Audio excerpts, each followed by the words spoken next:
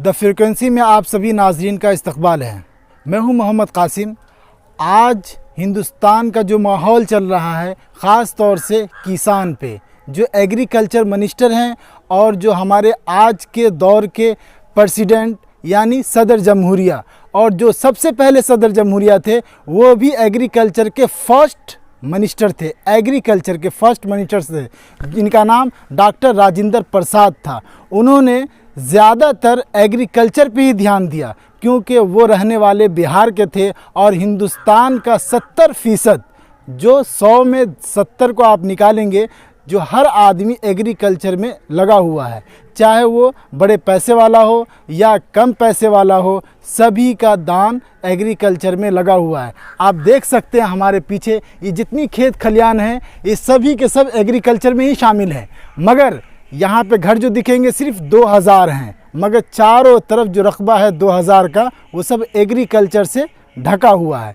फिर भी आज की जो हुकूमत है वो एग्रीकल्चर पे लड़ने को तैयार है और झुकने को तैयार नहीं है। वो कह रही है हम जो कानून बनाए हैं वो सही है। क्या हिंदुस्तान में आज आबादी ज़्यादा होने की वजह से क्या एग्रीकल्चर में कुछ सुधार नहीं हुआ है? क्या हिंदुस्तान का 70% जो लोग काम करने वाले हैं एग्रीकल्चर में, उनके लिए कुछ मुआवजा नहीं है, उनका कुछ ध्यान नहीं है? अगर इसी में कोई जात धर्म और या यूनिवर्सिटी बंद हो जाए तो हिंदुस्तान की जो हुकूमतें हैं, जो हिंदुस्तान के मिनिस्टर हैं, वो दौरे पे दौरा लगाना शुरू कर देते हैं।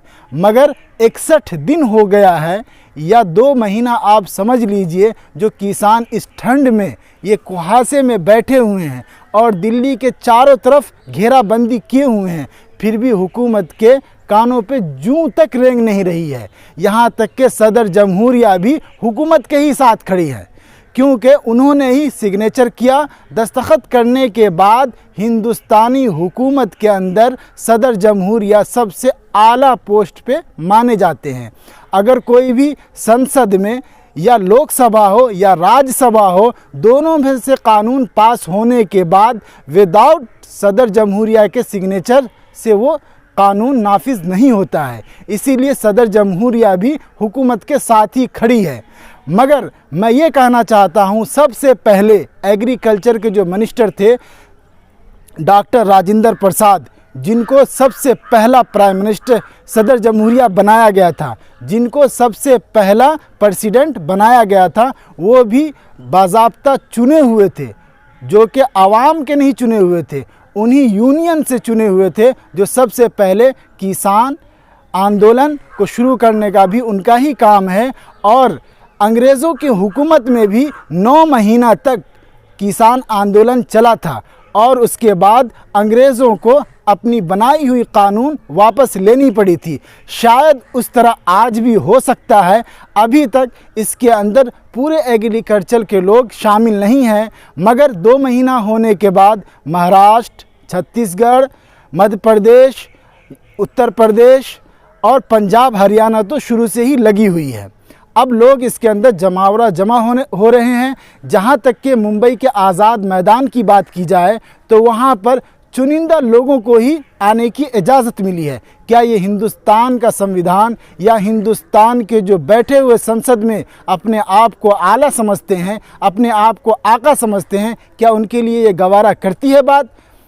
क्या राजपथ पे हिंदुस्तान के हर एग्रीकल्चर या हर माहौल को देखा जाए तो उनके माहौल को वहाँ पे दिखाया जाता है कि वहाँ का एग्रीकल्चर कैसा है, वहाँ का माहौल कैसा है, वहाँ पे रहना सहना क्या है?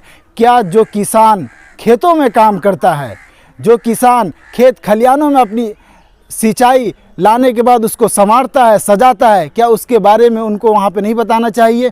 जो सच्चाई को दिखाने के लिए आज की हिंदुस्तानी हुकूमत छुपाना चाहती है।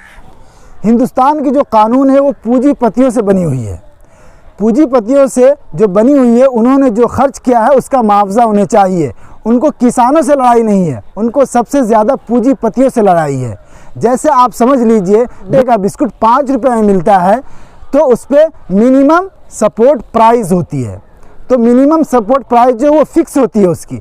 जैसे आप दाल लेने जाएंगे, अगर उसकी कीमत 60 रुपये है तो कोई आदमी किसान को ये कहेगा कि आप मुझे 50 रुपये में दे दीजिए, वो उसको दे देगा। वही किसान ये चाहता है कि जिस तरह गुड डे बिस्किट का 5 रुपये फिक्स है, उसी तरह उन्हें मिनिमम सपोर्ट प्राइस चाहिए, जो ये 3 कानून के अलावा है। इसी तरीके से जो एग्रीकल्चर में सबसे पहले प्रेसिडेंट थे डॉक्टर राजेंद्र प्रसाद, एग्रीकल्चर का मिनिस्टर बनाया गया था। उन्होंने सबसे पहले संविधान से लागू होने से पहले उन्होंने ये बताया था कि हिंदुस्तान का जो 70% लोग एग्रीकल्चर में काम करते हैं, उनके लिए क्या है इसके अंदर। और आज भी एग्रीकल्चर को कुछ भी नहीं मिलता है, वो भी अगर मिलता है तो वो राशन पानी के सिवा कुछ भी नहीं है। अगर सिंचाई में आप चले जाएं, कहीं भी आप हमारे पीछे देख सकते हैं, कहीं भी बिजली का कुछ भी नहीं लगा हुआ है। आज भी यहाँ लाइट के लिए लोग मोहताज हैं। अगर बोरिंग भी है तो पेट्रोल के लिए हाई कीमत जो हो चुकी है वो है। तो मैं आपको ये समझाना चाह रहा था कि जो मिनिमम सपोर्ट प्राइस है, उसके लिए हम भी चाहते हैं कि उनके लिए कानून बनाया जाए। जिस तरह आप गुड्डे का बिस्कुट 4 रुपये में नहीं ले सकते हैं, उस पर जो कीमत है 5 रुपये या 10 रुपये या 20 रुपये, उसी तरह दाल चावल गेहूं का भी फिक्स कीमत होनी चाहिए। आप सभी नाजरीन को मैं ये दरख्वास्त करूँगा कि जो आज किसान आंदोलन हो रहा है, उसको पूरी तरह से सपोर्ट करें और जो भी कानून बनाई गई है उसको उसमें तरमीम की जाए या उसे बर्खास्त की जाए। और जो मिनिमम सपोर्ट प्राइस है उस पर भी कुछ न कुछ कानून बनाया जाए। जो किसान है, जो हिंदुस्तान के अंदर 70% लोग जो हैं, अगर मेरा ये गांव है जो 2000 की आबादी है, इसका 2000 जो रकबा है सिर्फ एग्रीकल्चर पे टिका हुआ है।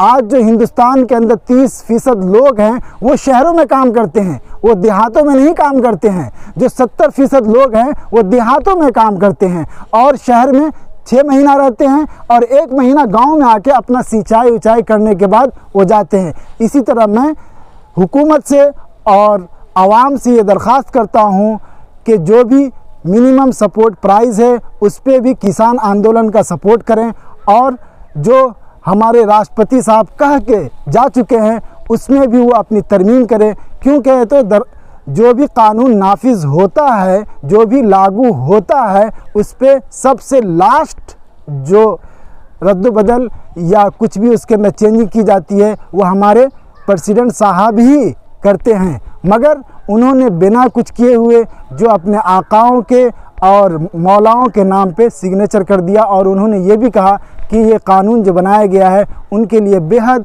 अच्छा है। मगर बेहद अगर अच्छा होता तो आज क्यों ठंडक में लोग तरस रहे हैं। ऐसा नहीं है कि वहाँ खाने को मिल रहा है, आप जाइएगा वहाँ देखिएगा तो मालूम होगा।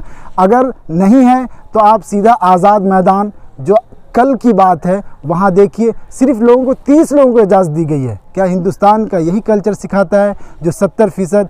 अगर कोई आदमी भूखा रहे तो उसे भी रोटी चाहिए, जो आदमी बंगले में रहे उसे भी रोटी चाहिए, जो आदमी रोडों पर रहे उसे भी रोटी चाहिए। अब मैं इसी के साथ आप सभी लोगों का बहुत बहुत शुक्रिया अदा करता हूँ।